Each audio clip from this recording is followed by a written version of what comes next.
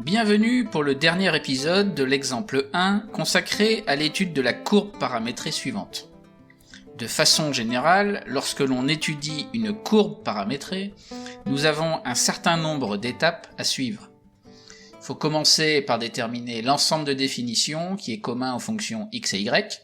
Alors ici, dans l'exemple 1, comme on avait imposé t appartient à l'intervalle moins 2 racine de 3, il suffisait juste de vérifier que les deux fonctions x et y sont bien définies là-dessus. Donc ça, pas de souci. Ensuite, l'étape numéro 2 consiste à réduire l'intervalle d'étude si c'est possible. Alors ici, il n'y a pas grand-chose d'évident pour réduire l'intervalle d'étude. Donc en fait, il n'y a pas cette étape-là, mais on aura l'occasion de faire l'exemple 2 dans lequel il y aura vraiment une réduction d'intervalle d'étude, et donc on rentrera dans le détail sur comment procéder. Ensuite, le tableau de variation, donc c'est-à-dire on fait le tableau de variation qui est commun aux fonctions x et y, où on s'appuie évidemment sur la dérivée de x et la dérivée de y, comme on l'a fait à l'épisode 1, et dans lequel on avait trouvé ce tableau-là.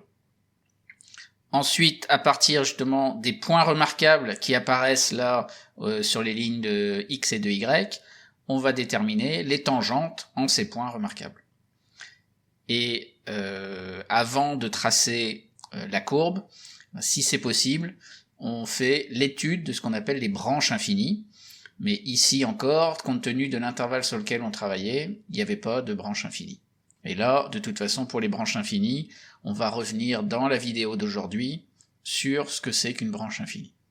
Et donc là, après, lorsqu'on a fait toutes les étapes précédentes, on peut tracer la courbe.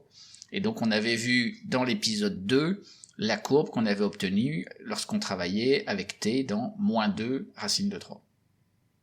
Donc ici, on va faire une modification dans l'étude, c'est-à-dire que a priori, on n'est pas obligé d'imposer l'intervalle sur lequel on travaille.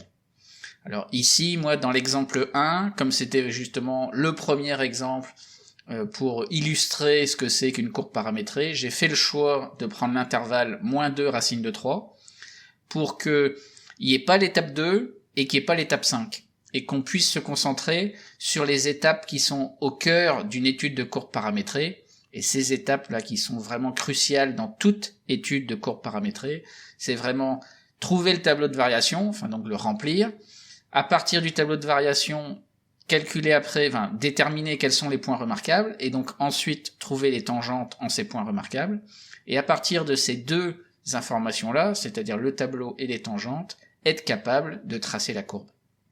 Et donc c'est pour ça que j'avais vraiment axé en fait la courbe, ou l'étude de la courbe, uniquement sur cet intervalle-ci. Donc maintenant, si on prend un peu de recul, on va repartir, pas tout à fait de zéro, parce qu'on va voir qu'il y a plein de choses que l'on va retrouver, mais on va faire comme s'il n'y avait pas d'intervalle imposé, et on va repartir des fonctions x de t, des expressions x de t et y de t qui étaient données au départ. Et on va se dire, on va étudier cette courbe-là. Donc si on suit le plan d'étude qu'on a évoqué précédemment, la première chose à faire, c'est de déterminer l'ensemble de définitions communs aux deux fonctions. Alors ces deux fonctions-là, de toute façon, elles sont définies sur R, donc pas de souci. A priori, on peut étudier tout ça sur R. Ensuite, dans une deuxième étape, on s'intéresse à la réduction de l'intervalle d'étude. Donc comme je l'évoquais tout à l'heure, ici, il n'y a pas une réduction évidente à les faire, donc on passe cette étape-là. Étape 3, on va avoir un tableau de variation à les déterminer, donc ça on va le faire dans un instant, mais ça va évidemment ressembler à celui qu'on a déjà fait sur moins 2 racine de 3, sauf que là justement, au lieu d'être entre moins 2 et racine de 3, on va être entre moins l'infini et plus l'infini. Ensuite, on aura les tangentes au point remarquable, mais là on va se rendre compte que c'est exactement les mêmes calculs que l'on a déjà fait à l'épisode 2, Puis ici, il y aura vraiment des branches infinies à étudier, mais ça on le fera tout à l'heure. Et enfin, il y a le tracé de la courbe qui va évidemment où on va retrouver évidemment ce qu'on a déjà fait à l'épisode 2, mais ça va en fait compléter la courbe qu'on en a trouvée à l'épisode 2. Donc si on passe concrètement maintenant à ces étapes-là, on commence par l'étape 3 avec le tableau de variation. Donc on a nos deux fonctions x et y, on les dérive donc exactement comme on l'a fait à l'exemple 1, et on a maintenant notre tableau avec t qui va maintenant de moins l'infini à plus l'infini.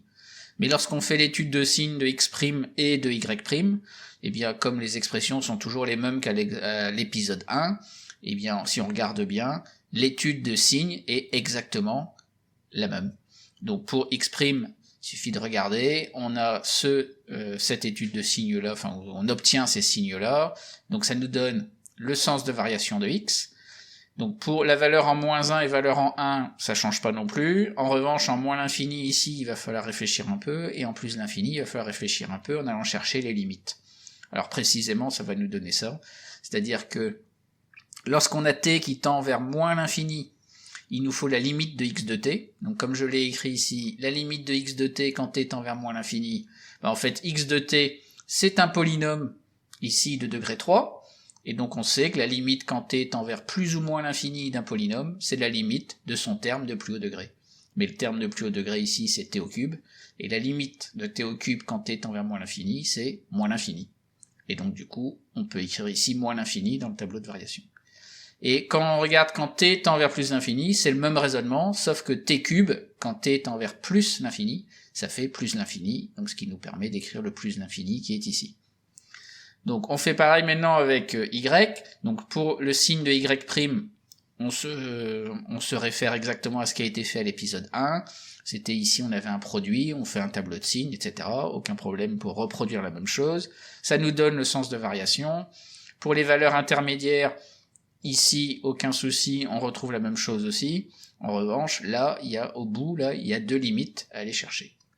Et finalement, ça va nous donner ça, puisque pour la limite, quand t tend vers moins l'infini de y de t, même principe qu'avec x, on a un polynôme, ici de degré 4, et donc la limite, c'est la limite du terme de plus haut degré, mais le terme de plus haut degré, c'est t puissance 4, et t puissance 4 comme 4 est pair.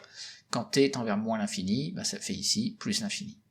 Et quand t tend vers plus l'infini, t puissance 4 tend aussi vers plus l'infini, ce qui a permis de remplir ça ici. Donc globalement, on se retrouve avec à peu près le même tableau de variation qu'à l'épisode 1. Donc, évidemment, sur les valeurs intermédiaires ici, on peut aussi les compléter, il faut aller faire les calculs. Pour en y aussi, il y a des valeurs intermédiaires à aller chercher, et on a vraiment, là maintenant, une situation globale pour l'ensemble de la courbe étudiée sur R. Donc comment on va exploiter ça? Eh bien, on va se dire, exactement comme lorsqu'on avait voulu tracer la courbe à l'épisode 2, on va exploiter uniquement les deux lignes ici qu'on a sur x de t et y de t. Alors si on lit le tableau de gauche vers la droite, on se rend compte que, en quelque sorte, on part du point qui est ici à gauche. Alors ce qu'il faut se dire là, c'est que sur le point qui est le plus à gauche, son abscisse tend vers moins l'infini, et donc l'ordonnée tend vers plus l'infini. Donc si x tend vers moins l'infini, ça veut dire que sur l'axe des abscisses, on est complètement à gauche, et si y de t tend vers plus l'infini, c'est que sur l'axe des ordonnées, on est tout en haut.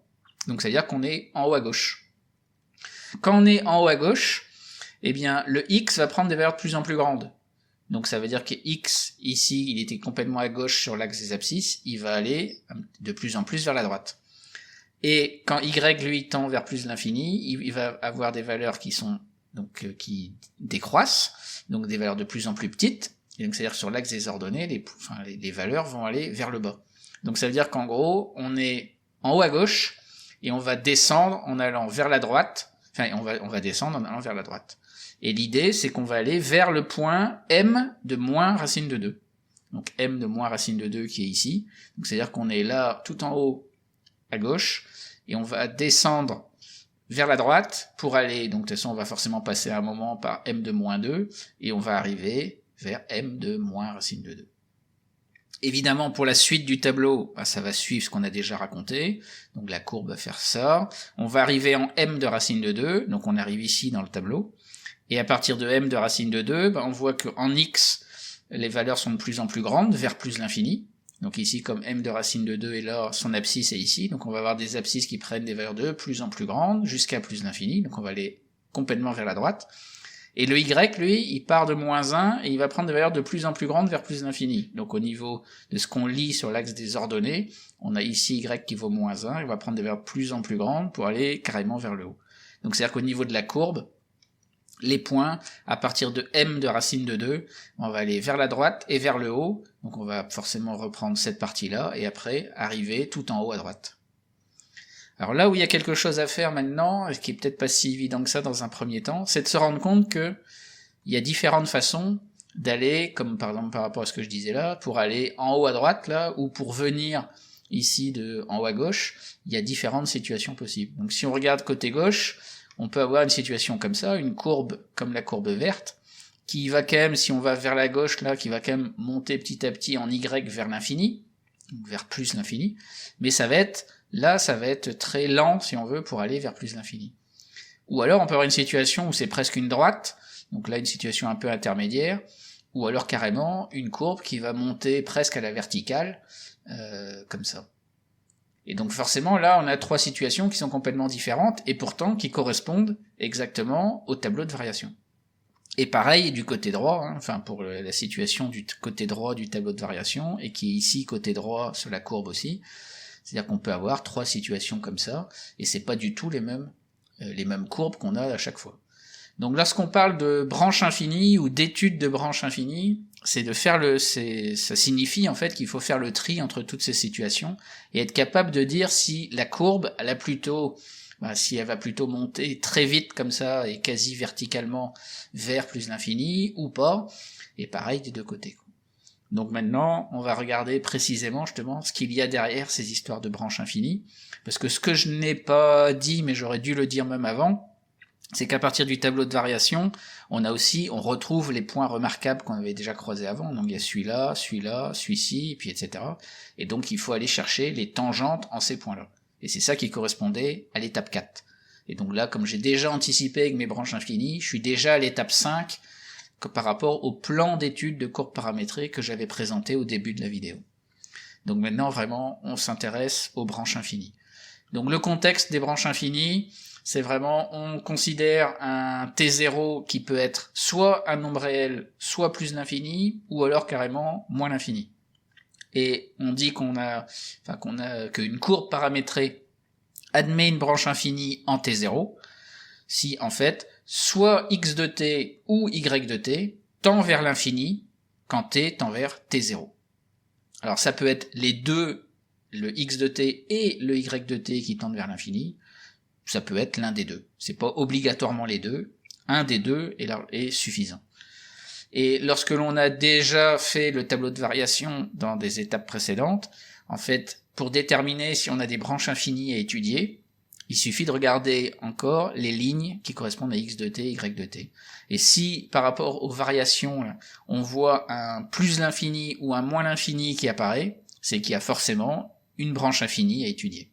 Donc typiquement ici, on voit qu'il y a du moins l'infini plus l'infini ici, à ce niveau-là. Donc ça veut dire que quand t tend vers moins l'infini, il y a une première branche infinie à étudier. Donc si on veut, là, c'est le cas où on aurait t0 qui est égal à moins l'infini.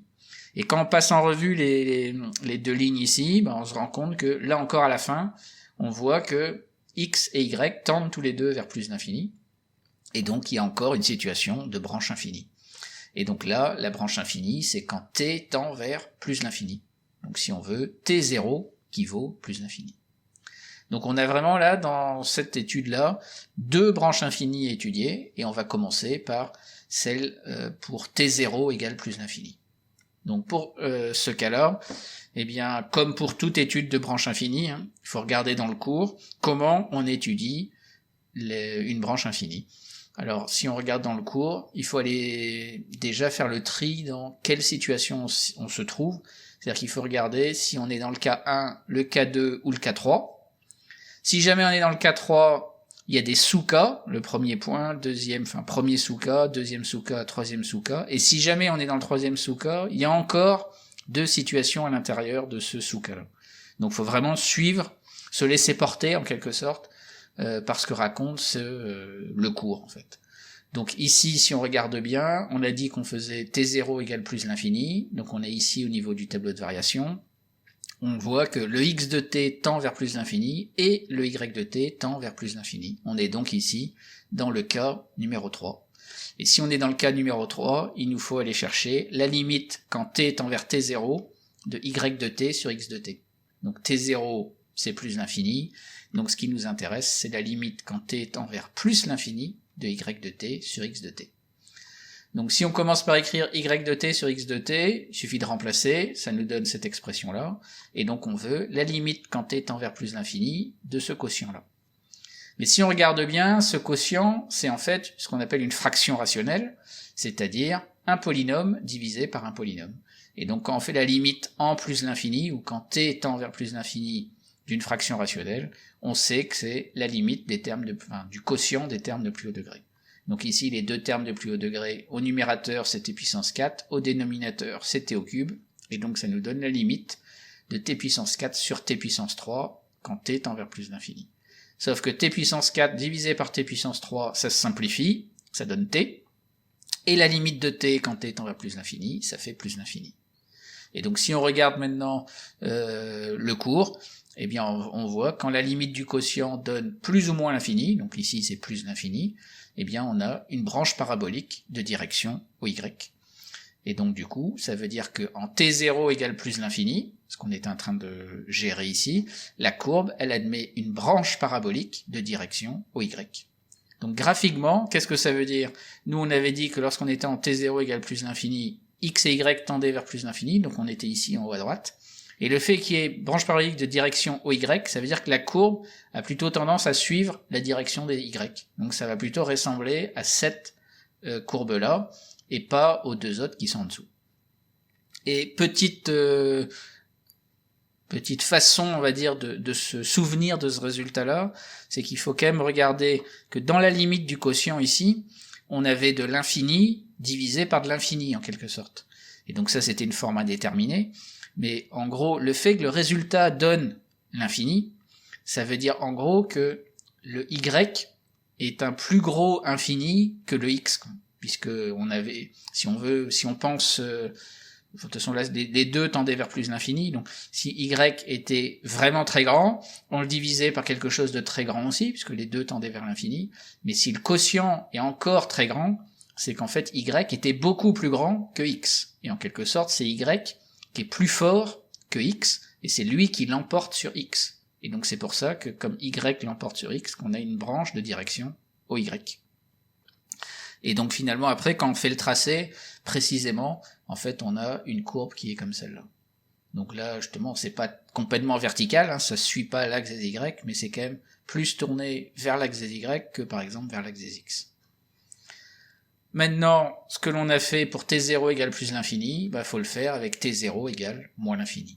Alors dans cette situation ici, on se rend compte qu'il y a exactement les mêmes types de calculs, hein, puisqu'on a les deux x et y qui tendent vers l'infini, donc on est encore dans le cas 3. On doit faire la limite du quotient y de t sur x de t quand t tend vers t0. Donc ici, comme t0 c'est moins l'infini, c'est la limite quand t tend vers moins l'infini. Et donc, quand on fait y de t sur x de t, on a toujours le même quotient. Quand on fait la limite, on peut encore appliquer la même règle que tout à l'heure, c'est-à-dire la limite du quotient des termes de plus haut degré. Et donc on fait la même simplification, mais quand t ici, la limite de t quand t tend vers moins l'infini, ça fait moins l'infini. Mais de toute façon, quand on regarde, limite ici, que ce soit plus ou moins l'infini, c'est la même conclusion. Donc on a la même conclusion que tout à l'heure. On a donc une branche parabolique de direction au y. Et donc au niveau de la courbe, ça veut dire que la courbe va plutôt suivre encore l'axe des y, donc c'est plutôt ce morceau de courbe-là, plutôt que les deux autres en dessous. Et donc concrètement, en fait, quand on fait le tracé, en fait, on a cette courbe-là. Bon. Si on regarde bien, on voit quand même qu'il y a une symétrie là axiale qui est là, l'axe vertical là qui passe en x égale 1, donc qui est d'équation x égale 1. En fait, c'est un axe de symétrie pour la courbe. Ça aurait sans doute permis, enfin sûrement même d'ailleurs, de faire une réduction d'intervalle d'étude à un moment, mais c'était pas si flagrant que ça au niveau des expressions de ces fonctions-là. Donc c'est pour ça qu'au départ, j'avais en fait zappé cette histoire de réduction d'intervalle d'étude. Mais ce qui est déjà bien, c'est d'avoir une bonne idée de la courbe à partir du moment où on a rempli un tableau de variation, on a les tangentes aux points remarquables qui sont encore là tracées en noir, et après avec l'étude de branche infinie. Et voilà, cela termine ce premier exemple d'étude de courbe paramétrée.